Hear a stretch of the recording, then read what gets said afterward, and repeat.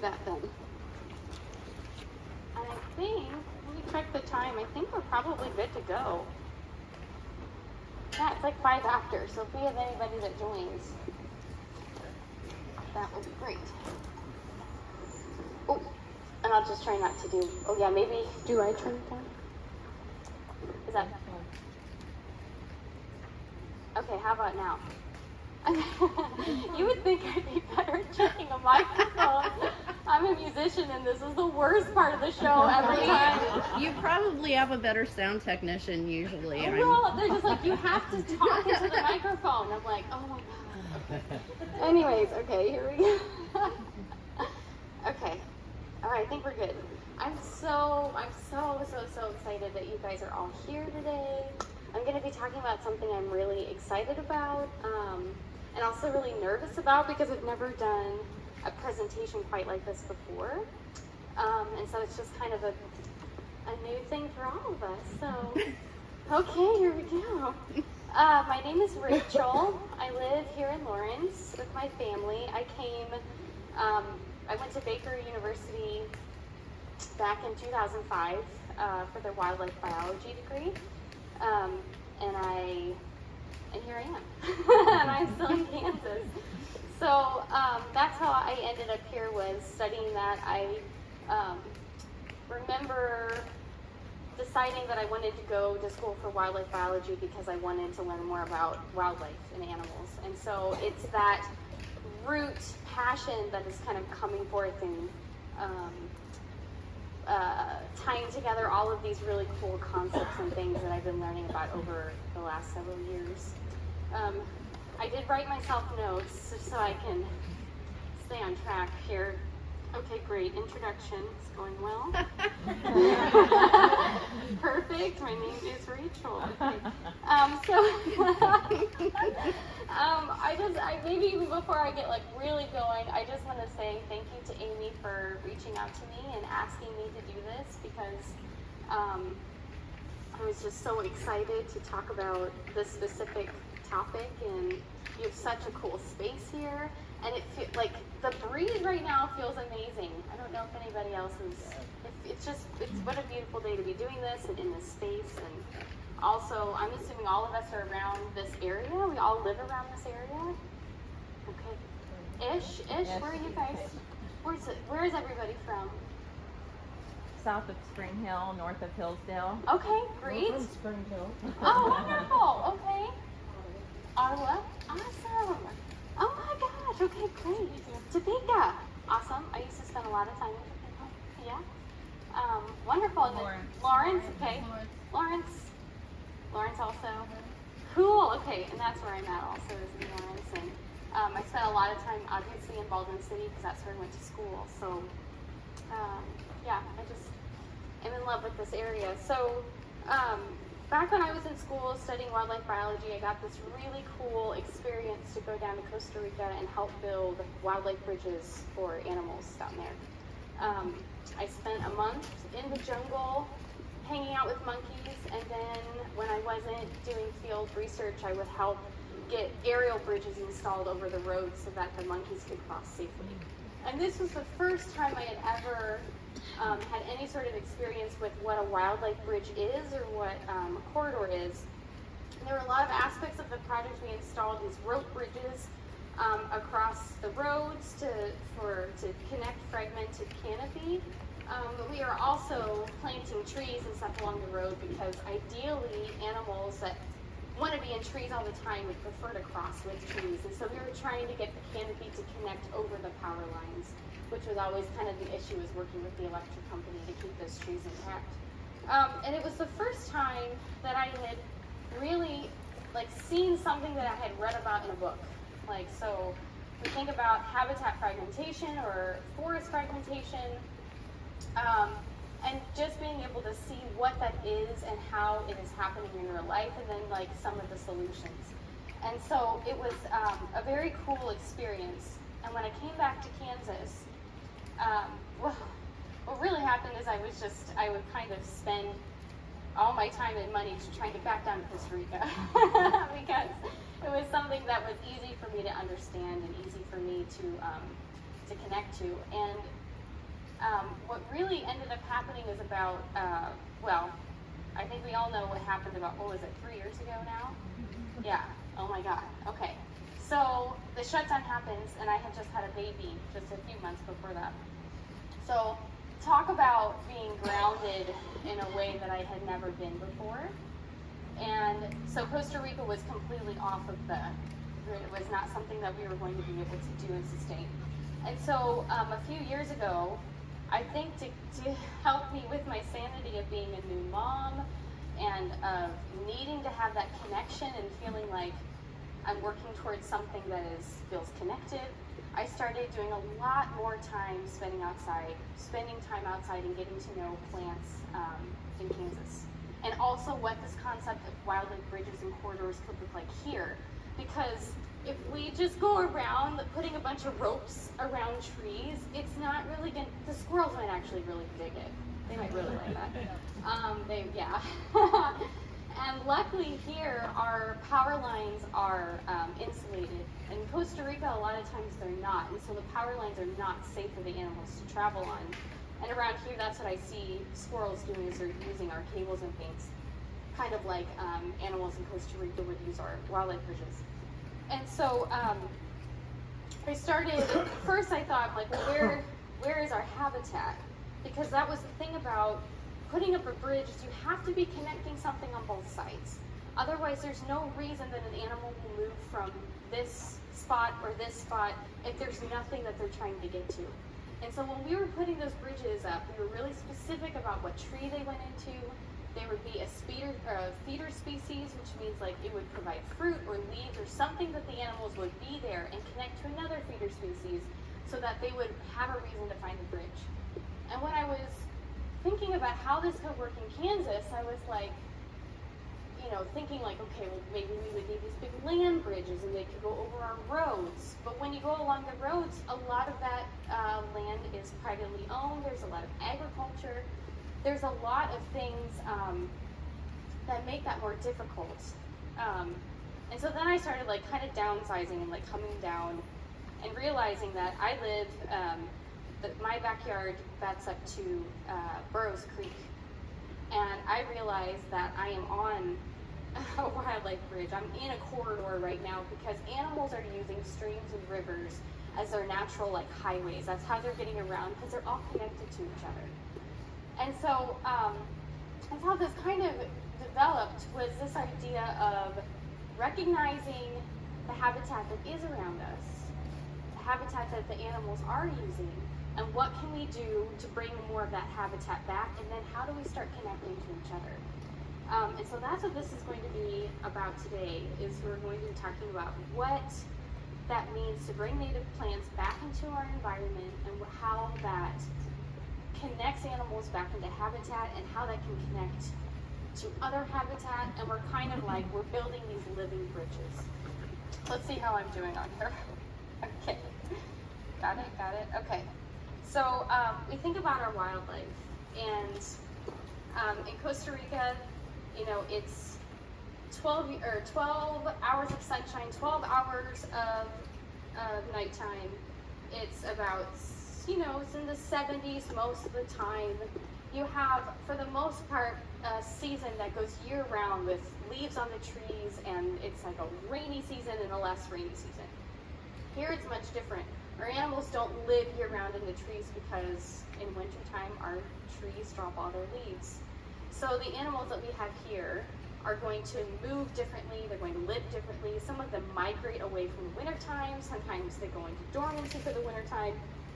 So when you think about these wildlife bridges, or bringing back these native ecosystems, we're going to be focusing that on our wildlife. So I want you to think about the kinds of things that you've seen in your backyards, and you can just start yelling some things out, like some of the animals that you have.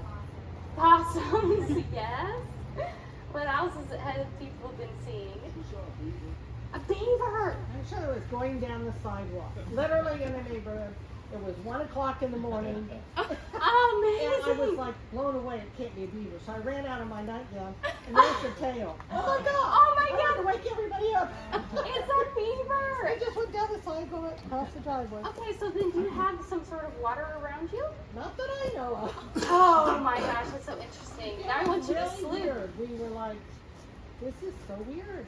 It is We have a lot of foxes and a lot of that type of thing. But a beaver? No, Yeah. I never thought I'd see it in a neighborhood. Yeah. Close to a highway.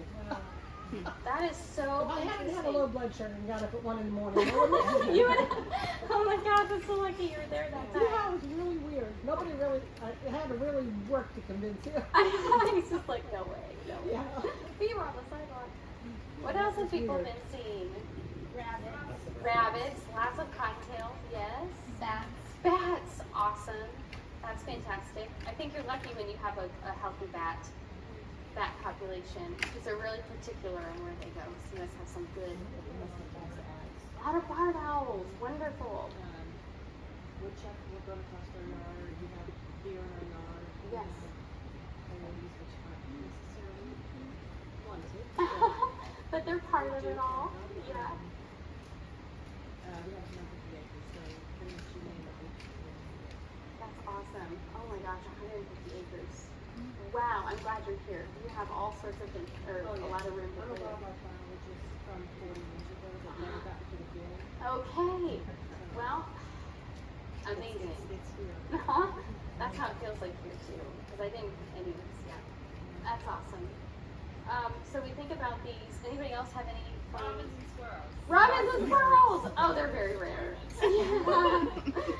Yes, that's Wild amazing. turkeys. Wild turkeys. Awesome. Excellent. Okay, good. Oh, and chipmunks. I actually live in town. Oh my gosh. Yeah. Oh, that's very cool. I have not heard of chipmunks around here. That's amazing. Apparently there was a thing 20 years ago, I hear rumors from the neighborhood where somebody went off to Colorado, got a branch and Oh, and brought it brought them back. back. Oh, And that's so interesting. they settled in from like Centennial Park over Really? towards campus. Oh my gosh. It's in like Johnson County, that area. Wow. They're pretty big business there. Oh my gosh. Probably one of the nuisance pests, you know, I just think that you Yeah, they are. No, I agree. Yeah, that kind of seems to be part of it, huh? Anybody else? In a serious fashion. Really?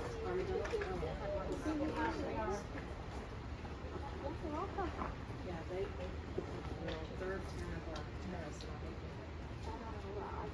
Oh, armadillos. When that's, yeah. And that's the other thing is like, we have a lot of things that are changing in our climate, in our environment right now. And the thing is, so our animals are losing habitat so quickly.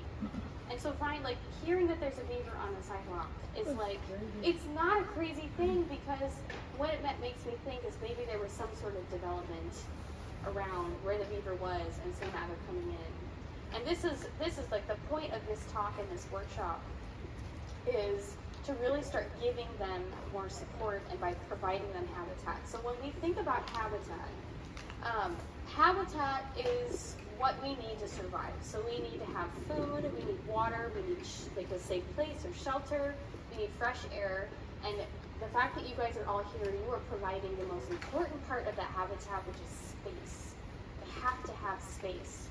And so being able to shift the way that we're seeing the plants around our neighborhood and in our yard and seeing it as habitat is going to help us move into that place where we can start providing more of that and just supporting more of that ecological relationship that animals have and what they need. So like rather than seeing something as a pretty flower, how is it being interacted with? So are the pollinators visiting it? Is anybody eating it? Is it a food? Is it providing, is there water that catches in the leaves and so insects can go and have fresh water? And this is,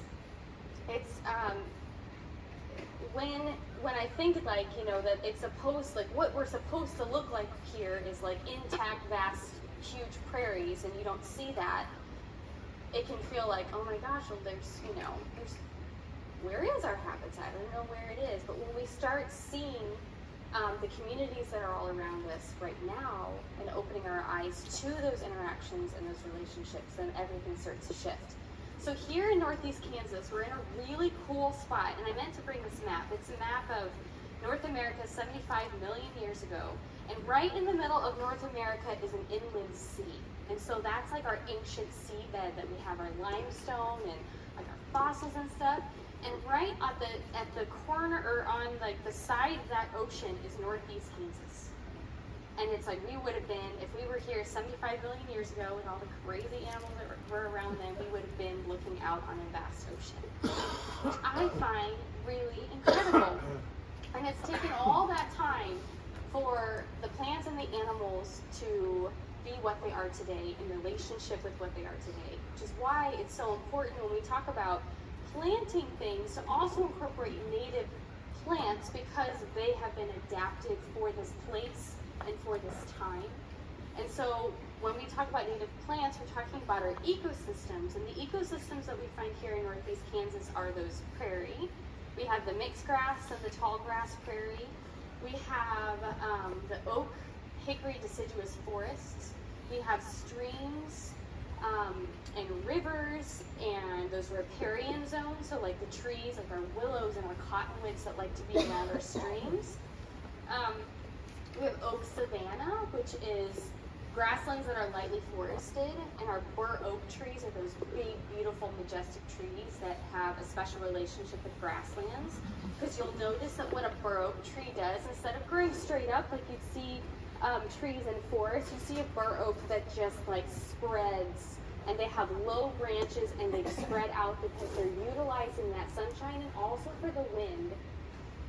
And so we have so many ecosystems that we can choose from when we decide to start planting native plants into our yard that fits in this time and space.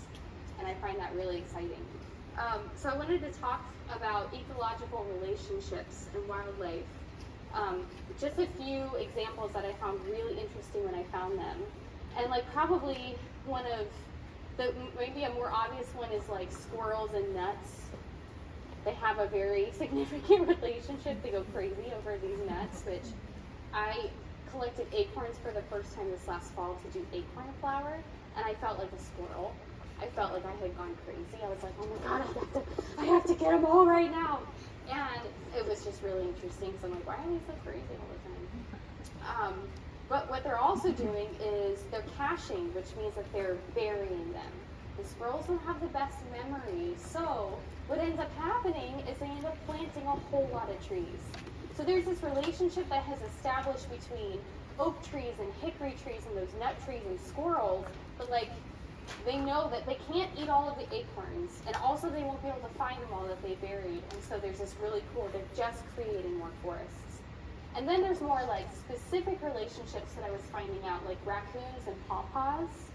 So pawpaw is the only native fruit tree that we have here in Kansas. And there's something about, so when a raccoon eats a pawpaw, you know, they're going to do this and they like handle it. There's something about the oil on the raccoon's hands that does something to the seed that helps it germinate. And I was like, are you kidding me right now? That is so cool. And then I was finding,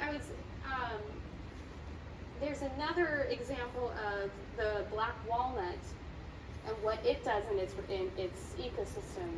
And deers, when they're shedding, will seek out black walnut because that jugular that is kind of toxic. It's also an anticoagulant. So when they shed, if they can find a black walnut to rub their head on, it will clot. And this is not something that we say, you know, like, well, a deer doesn't know the difference between this and this. We do. And there's an intrinsic knowing and intelligence that wildlife have with their environment. Something else that the black walnut will do is if the black walnut likes to be wet, and if they're around a stream or water where they drop their walnuts into the water, it releases something in the water that is similar to a sedative, which kind of tells the fish it's time to go to sleep. And so it's something that like kind of starts that winter dormancy.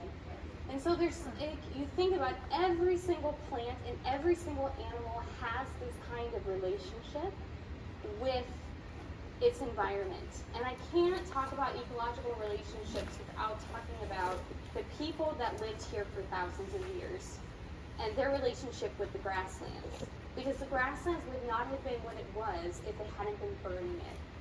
And now anthropologists are finding that the chestnut forests of the east were probably also planted by people, and it probably wasn't completely natural. And then I find this incredibly inspiring because all of us come from people that have ancestors that had that deep connection and that knowingness with the land that they were on. And so that is what we're going to be doing today, is introducing these plants that are prairie plants. And so they'll be helping like with pollinators, but also those grasses that we plant. Those grasses and perennials, they sink very deep into the soil, and it helps the water go back into the soil, and it gives our soil, it keeps it moist, it establishes these incredible connections. We're finding out now that all of these forest ecosystems, grassland ecosystems, like all over the world, have these incredible mycorrhizal and mycelium fungal networks underground that are helping them all communicate to each other. And so we're tapping back into that. That is what we're doing today, which to me was kind of like revolutionary, because we're coming back into this place of being in relationship with the land that we're on. And anyways, are there any questions so far? I've been kind of like just going. Any questions about anything so far? Yeah, well. So we tried to do natives. Yeah, We tried to sell natives for a while. But how do you accommodate, natives really are strong plants. You can't get rid of them later and they get huge. And so how do you accommodate that into the way we live now with quarter-acre backyards? How do you help people have the pollinators and the native plants, but in a way that can be accommodated in the small space? That was my big question. I've done a lot of reading, and I just can't figure out how to mix the two. Yeah, so are you saying that you don't feel like there's enough space to do natives? Well, we have 3 acres, and we planted a native garden. Oh my gosh, they were humongous, and you couldn't get them up. Yeah. No getting them up. Yeah. And I was taken back about, I guess I wasn't smart enough and hadn't got enough knowledge to know how big it would get. And then, so we're selling plants, and we have a little bird store. So how do you get people to want to be pollinators and do native plants, but in a way that they can do it in this little bitty bed that they have to plant things in? Well, I think it's... That's my hardest thing to figure out. Well, and this is probably just an opinion. You have to start with where you are. And it's so easy to get overwhelmed. And so knowing that every single tiny bit counts and is helpful, to me is like somebody that lives in an apartment that wants to do something, and they put a window box in and they're planting some pollinator plants. Like that's something that the butterflies that visit that are very grateful for. And so, and I guess, and do you mean like that it feels like you can't take care of it in a way? When we did it, it was something you couldn't have put in a small yard. It was right. But we had a lot of native plants, and we went into it big. Yeah. It overwhelmed us, and we were shocked. Yeah, well, they do well. And the ones we had in pots that we thought we were going to sell, oh my gosh, they rooted through the plastic the pots are like, to the ground. well, there was no getting rid of that. It sounds like you had a very successful... Yeah, a little too much. I wanted to be stay small enough to sell. They rooted to the ground, and we weren't getting Yeah. Well, and so I'm wanting to sell I'm wanting to sell pollinator plants, but yeah. I want to sell the ones that won't overwhelm a little bed or garden like those did us. Yeah, well, there's certain ones, like I've got a couple like wild mints, and if anybody has any mints in their yard, we know what they like to do. When they're in, and that's the other thing that we're starting, a lot of times we're not starting with an intact ecosystem. In my yard, it's mostly bush honeysuckle. There's some old fruit trees that aren't really doing a whole lot anymore. It's Canada goldenrod. It's a lot of stuff that isn't native and it goes kind of crazy. And so I'm starting kind of from the beginning. So when you put in a plant that isn't in balance with an entire like ecosystem around it, then there's not going to be that same relationship. So choosing your plants, and sometimes you don't know until you put them in. But maybe adding more variety or adding more diversity to what you're doing will help bring that balance. Because, and I've heard something like 7 years, like it takes a long time for that balance just to come. And learning about, and honestly the best way to learn about them is by observing. So now you can see, like, when you're selling your plants to people, like, well, this is a very, I don't want to say aggressive, but we can use the word aggressive. So if you have a very small spot, you might want to choose something that maybe won't, take over everything. You might want to wait, like those might be better for bigger areas.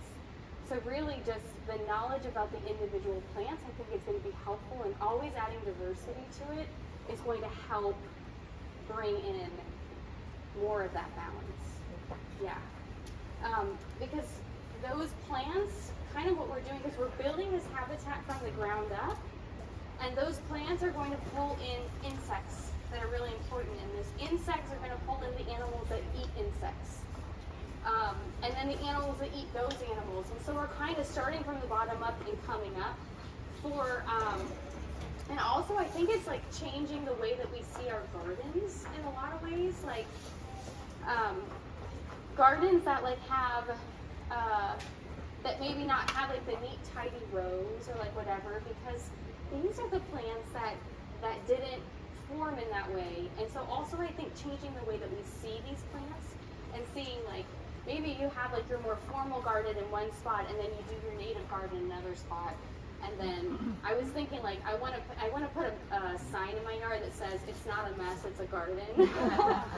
Because it does, it kind of looks like it's just all over, but I find beauty in that. And so I think allowing ourselves to kind of stretch what we assume a garden should look and feel like is also something that would be helpful. Are there any other questions? I have one. Yeah. And maybe it's on into your talk, but can you tell us how important are the pH balance of your soil is? Oh gosh, and that goes beyond probably what I do. You have anything to say about pH? I never got my soil tested. I mean, I've never gotten my soil tested, but you read all these experts saying, oh, it's this and this and this. Well, and I guess my thought about that is that just put it in the ground. Because we can learn and we can read and we can do all the things and try and do the right thing and plant in the right spot. And we're not going to know what works until we just plant it. Just plant it, yeah. And just kind of skip all that stuff. And if it doesn't work, then you plant something else. And that's something that I have to work through, because I'm like, oh, I need to know more information. And then sometimes you get so far into it that it's like you become even more paralyzed because it's endless on what you can know. And like if you have certain things that you know require a certain pH balance that you really want to have, it might be great to get your soil tested, and you can do that through the K-State Extension Office. So like that is an option, but if that is something that's keeping you from doing stuff, I say just like It's not. just plan, and then you'll find out. And it's hard for me. It's like I have this like thing where I want to do it right and I don't want to mess it up. But with gardening, the more that I do it, I realize that like there really isn't, something grows or something doesn't grow. It doesn't have to be like a hard cut, like I did it wrong, or I did it right, or whatever that is. And so that's helping me kind of heal from that too, is just participating in this way that's more curious and open-minded. Yeah. Okay, is everybody ready to kind of gather back around? So did you find plants that you found to be really cool? So exciting. So exciting. Great. So I want to just say a huge thank you to Amy for donating those to this workshop today. We'll be back. That is huge. We will be back. And just a huge thank you to all of you for coming today. I think it also is lovely when we gather in these groups and we can meet each other and we're all interested in this thing. We can talk to each other about it, and then it just kind of like ignites that excitement. So that's really exciting. So the last little bit that I would love to talk about is preparing your site. So you've got your plants and also what to do with your plants, which all of these are really easy stratification. So keeping them wet, and I think keeping them outside would be just fine. That's what you decided would be okay. So for the most part, I think most of them are sun loving. So keeping them in a sunny spot would be good. And so preparing your site, you have an idea of like where you want to put it, and maybe you have like a bunch of grass. There's a couple different methods that I wanted to share, and then if anybody has other ideas, we could talk about those too. So the easiest way that I found, like if you want to put your native garden in a place where there's a bunch of just lawn or grass, it can be like the thought of digging it out. I don't know about you, it just makes me like sweat and fall over before I even start.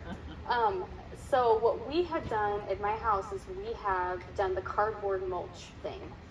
So we get lots of cardboard, which the best place I found to get cardboard is the Checkers parking lot. Accepted and understood that the cardboard behind Checkers is food for taking, or do I need to go ahead and speak to somebody? I have never had an issue with just pulling it out of the bin. They don't have anybody watching, so I'm assuming it's free for the taking. As soon as they post a security card, I'll be like, oh, is this not okay? Okay. No, but what's that? Who does? Hy-Vee. I really don't think that they care. It's nice because it's a bin just for cardboard rather than like a mixed recycling, which, you know, and people drop their boxes off there. So I don't think it necessarily matters who picks it up. At least that's what it's. Are you talking about the roll-away recyclable bin? Yes, yeah, like in the, yeah. Yep, so you can find those. You can, okay, well, you can, if you layer your newspapers and wet them, otherwise you'll have newspaper everywhere. You want to wet them to keep them down and then cover them with mulch. If you have that really intense, like Johnson grass or something, I feel like the newspaper just feeds them, and they're like, oh, that was actually delicious, and there I am again. Yeah, so it kind of depends, but I found like a couple layers of cardboard. You may not get rid, it took us a couple years to get rid of it all, but for the most part, we really don't have to deal with a whole lot of grass, and that's all that was in the front yard was just grass. I'm going to use the word wood chips. Yeah. Does it matter what size you're using? You said you had somebody drop off. I have not found it matters. If you get them from a local arborist, a lot of times it's free, or maybe it's just he's my friend, but I think it's free. No, it's free. It's- Because the last time I had one dump that gone off at my house, he says it costs them $100 to take it to the dump. Yeah. So they love people that will take it for free. And, Schomburg.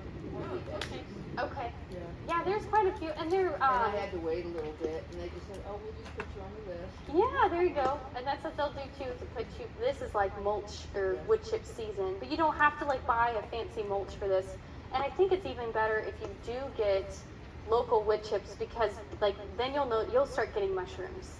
And when you pull that wood chip back, then you'll see all this like white webbing, and that's your mycelium. Yeah. And so you're building your soil, and you're using something that there is a plethora of that is free and easy. So that's why I really like the cardboard and the mulch, is because it doesn't cost a whole lot, and it also is like working with, building that soil back up. Yeah. I have a question. Do black walnut trees keep any native stuff from growing? It doesn't affect native? Well, okay, I'm going to direct you to the Vinland Valley Nursery website, because there's an amazing article that I found called Walnut Tolerant Plants. And Amy put this list together, and it is a huge list of plants that are tolerant to walnuts. Oh, okay. So not everything is, because they do produce that, it's called juglone, and it's this compound that not everything likes to grow, like a lot of your typical like vegetable Right, garden I and knew that about kind of, that. yeah, Okay. they don't really like it a whole lot, but there's a lot of things that do. And I don't think that only native plant. I mean, I think there are native plants that it will affect also, because it's the tree's way of like staking its claim and keeping from being crowded out. So, yeah, you can also Google search stuff like that if you're planting something specific and just if it's not on my list, and you should double check stuff like that anyway. So, yeah. Yeah, yeah, absolutely, yes. How big should these be before we plant them in the ground? Or how long? I mean, I would think you'd want like a good root system on them. So like you have a little bit of roots that's going to hold that soil together, and it should be ready to go. Okay, When- so more of the root system than Yeah. the sun. Okay. Yeah, that's what I would say. If you pull them out when they're just teeny tiny, they're going to be, a little bit more fragile and susceptible. Yeah. Yeah, and if you're because I was thinking about like these crazy hard freezes that we're getting right now, like those really drop temperatures. If you're nervous about your seeds, and these are natives, and so the idea is that they'll be hardy for this, but you can put like a plastic tub like over the top of it to create like a tiny greenhouse that'll keep them a little bit warmer and moist. So if that's something that you would like to do, that's also an option too. Yeah. Okay, any other questions? Yeah. And put out some wildflower seeds on the ground, and we've kind of taken care of. There's no more grass. Oh, great. Do you dig up dirt first and put it down and cover the seeds up? Do you kind of make little rows? What would be the best way to?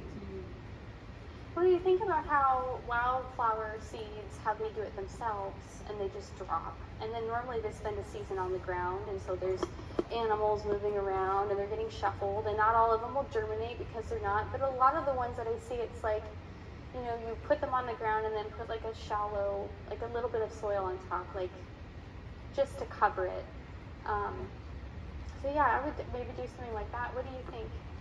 Yeah, I think planting through like turf grass would be hard.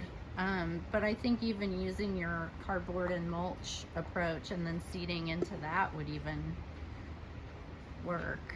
Because, I mean, typically even with like mulching to keep weeds out, sometimes you can block them from coming up from below, but then they come down from the top anyway. And it's the same sort of principle, I think, with purposefully seeding wildflowers. Yeah, and if she's starting she's already got clear soil, do you think, would you do just like a little bit of soil on top? Yes. Like I would scatter them and then put a little bit of soil on top of that just to keep them there and protect them. Put like some straw or something on top? Sure. I did that last year, and they really did well. And I just put a little cotton burr mulch on top of them, just kind of almost a dusting, just to kind of settle them in, and then watered it, and they were perfect. Awesome. Yeah. Oh, I like that. Settle them in. It's like, I'm just going to tuck you in right here, my little baby seeds. Yeah. Yeah. I think that would be good. And adding a little bit of that, you're giving them a little bit of food too. Yeah, exactly. That's awesome. Okay. Well, I have those references are listed on the back. And I am doing it's like a project that I've got going on. It's an artist support site where I do my music and do this. It's listed on the back there also. You're welcome to check that out. I try and post a lot of educational materials and keep things free and accessible, but that is an option to support. So there's that, and please have a good time if you want to spend more time here, looking at plants, talking to each other. Thank you guys so much for coming out. Such a beautiful day. And part 2 and part 3. Yeah, part 2. So this part 1 isn't that the best news ever? I get to do it again. Okay. So part 2 is on shrubs. We're doing this in layers because there's just so much to know. So the second part will be on shrubs. The third part will be on trees. And the dates for that, shrubs will be Sunday, April 23rd, which is the day after Earth Day. We'll do that out here. And then May 21st is a Sunday, and that's the day we'll do the trees. And then I have a talk scheduled at Sunflower Outdoor and Bike to talk about wildlife bridges. It'll be similar to the things that I talked about here, but it'll be just like a fun, grab a beer and a taco and hang out at Sunflower, and that's on Friday the 19th. Yeah, so what's that? Oh, sorry, May. Yeah, May 19th. So that'll be just a few days before the final workshop. Yeah. Okay, well, great. Thanks you guys so much for coming. Thank you.